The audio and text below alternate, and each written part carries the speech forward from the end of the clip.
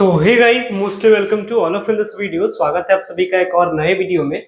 और आज का ये जो नया वीडियो है आपके लिए बहुत ज्यादा यूजफुल रहने वाला है, क्योंकि मेरे चैनल पे लगातार कई सारे स्टूडेंट लगातार विजिट करते हैं स्कॉलरशिप के रिगार्डिंग में। और ये जो स्कॉलरशिप जिसके बारे में आज मैं बात कर रहा हूँ, आप सब जानते भी होंगे, लेकिन प्रॉब्लम क्या है, आप सब जानते होंगे लेकिन आपको पता नहीं कि इसका क्या प्रोसीजर है, क्या इसका लास्ट डेट है सबमिशन क्या। क्योंकि जिस स्कॉलरशिप के बारे में मैं आज बात कर रहा हूँ, इस स्कॉलरशिप का एक बार डेट खत्म भी हो चुका था, लेकिन फिर से डेट को एक्सटेंड किया गया है। इस साल के लिए आखिरी मौका आपको मिला है।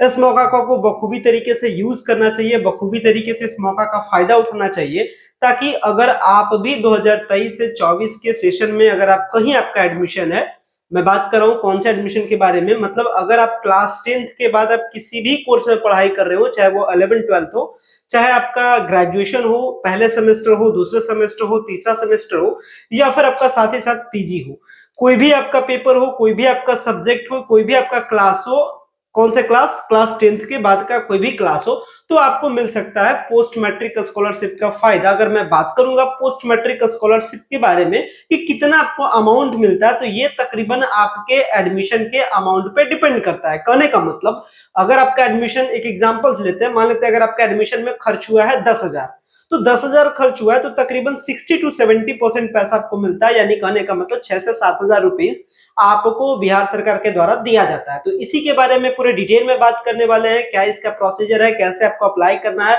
क्या इसका लास्ट डेट है, क्योंकि ये एक आपको आखिरी चांस मिला है, तो इस चांस का आपको फायदा उठाना है।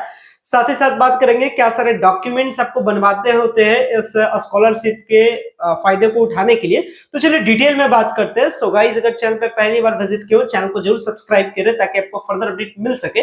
और अगर आपको वीडियो पसंद आता है, वीडियो को लाइक कीजिएगा। स्टार्ट करते हैं इस वीडियो को। बेसिकली हमारे स्क्रीन पे आप देख सकते हैं, हम लोग डिस्कस कर रहे हैं किस चीज के बारे में, तो हम लोग डिस्कस करने वाले हैं पोस्ट मैट्रिक स्कॉलरशिप के बारे में। और ये जो पोस्ट मैट्रिक स्कॉलरशिप का जो प्रोग्राम है, ये आप क्लियरली देख सकते हैं कि इसके लिए इसके वेबसाइट पर एक डेट भी दिया गया है। ये आप पोस्ट मैट्रिक स्कॉलरशिप का आपका ऑफिशियल वेबसाइट है।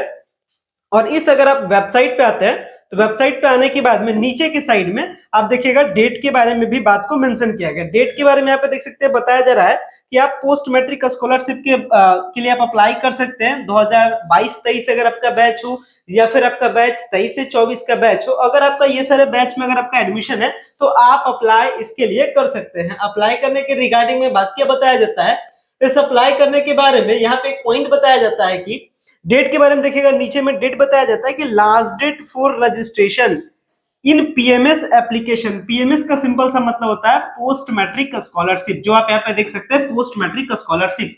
और इस पोस्ट मैट्रिक स्कॉलरशिप के बारे में जो मेन बातें हैं, इसमें बताया जाता है कि post matric scholarship basically class 10th के बाद वाला मिलने वाला आपका स्कॉलरशिप है। यानी अगर आपका 11-12 है, अगर आपका ग्रेजुएशन का पहला सेमेस्टर, दूसरा सेमेस्टर है, तो आपको मिल सकता है पोस्ट मैट्रिक स्कॉलरशिप। इसके लिए आपको क्या करना है, सिंपली पोस्ट मैट्रिक स्कॉलरशिप का ये ऑफिशियली वेबसाइट है, इस वेबसाइट पे आकर के क्या करना है, आपको रजिस्ट्रेशन करना है स्कॉलरशिप के लिए।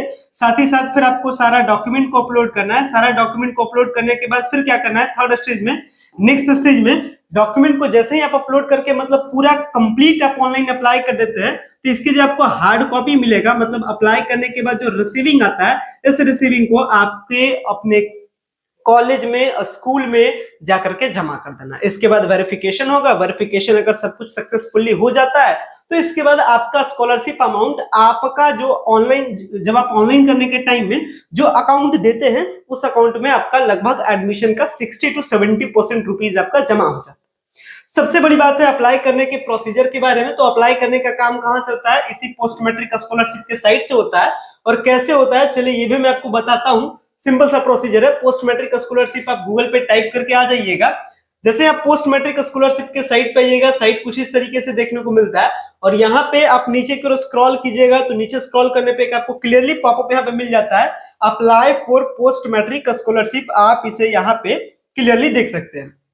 तो इसी लिंक के जरिए से आपका अप्लाई होगा, इस लिंक के जरिए से अप्लाई होगा। साथ ही साथ लास्ट डेट अगर इसके बारे में बात की जाए, तो इसका लास्ट डेट जो रखा गया है, वो लास्ट डेट रखा गया है SC/ST के लिए लास्ट डेट रखा गया है 31/12/2023। बाकी BC EBC के लिए जो लास्ट डेट रखा गया है, सो अगर मैं बात कर रहा था कि BC EBC के लिए लास्ट डेट क्या है, तो BC EBC के लिए भी जो लास्ट डेट रखा गया है वो आपका 31/12 ही इसके लिए भी क्या आपका है लास्ट डेट है।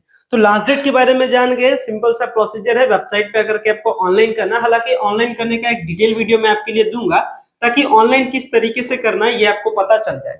सबसे मोस्ट इंपॉर्टेंट बात है कि जब आप ऑनलाइन करने के लिए जाइएगा तो इससे पहले आपको कुछ डॉक्यूमेंट्स की जरूरत है, जिस डॉक्यूमेंट्स के जरिए से ये आपका पूरा का पूरा जब आप ऑनलाइन कीजिएगा तो ऑनलाइन करने के टाइम में वो सारे डॉक्यूमेंट्स आपसे मांगे जाते हैं।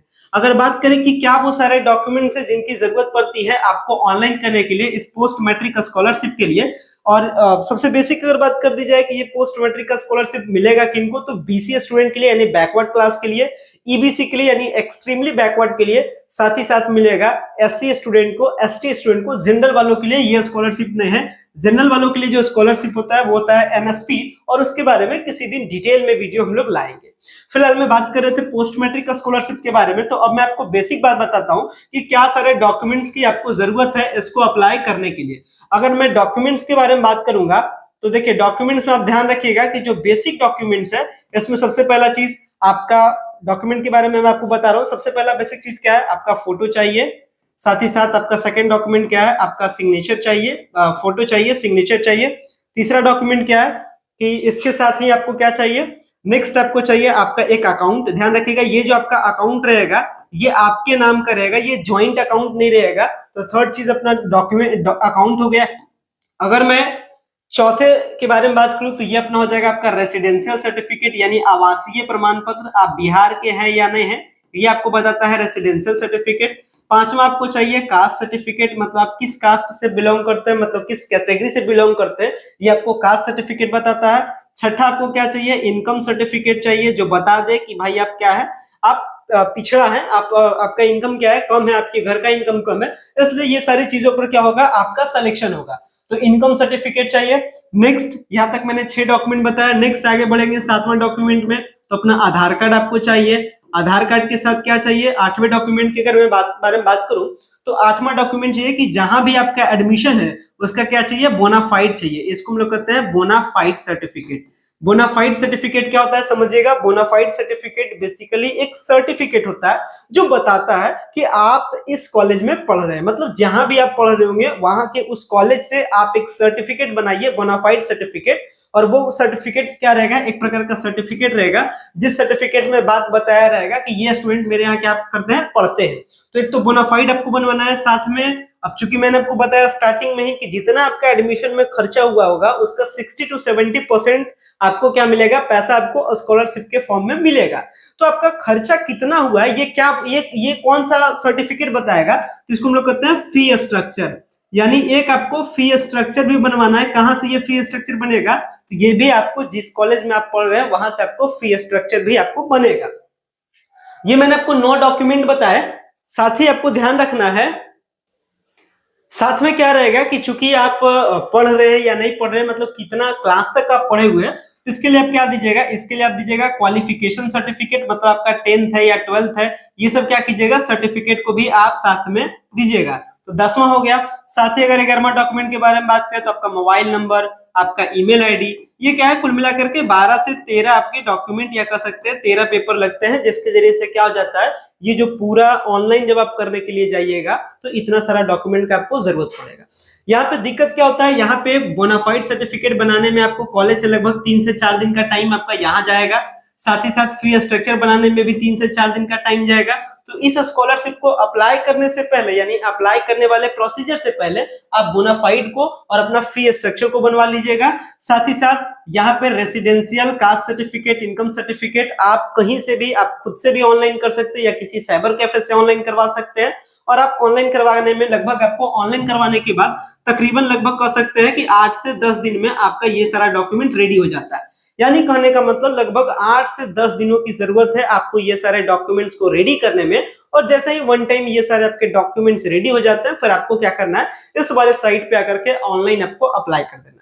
हालांकि अप्लाई करने का क्या प्रोसीजर है इसको लेकर के एक डिटेल में वीडियो आपके लिए बनाएंगे, तब तक आप लोग अपना अपना डॉक्यूमेंट रेडी करवाइए। हालांकि अगर आप लोग का कमेंट्स होगा कि बोनाफाइड सर्टिफिकेट कैसे बनता है डिटेल में बताइए, फी स्ट्रक्चर कैसे बनता है डिटेल में बताइए, तो बाकायदा हम नेक्स्ट वीडियो लेकर के आएंगे जिसमें आपको बाकायदा सारे प्रोसेस को बताएंगे और आपको ये भी दिखाएंगे कि बोनाफाइड सर्टिफिकेट होता कैसा है।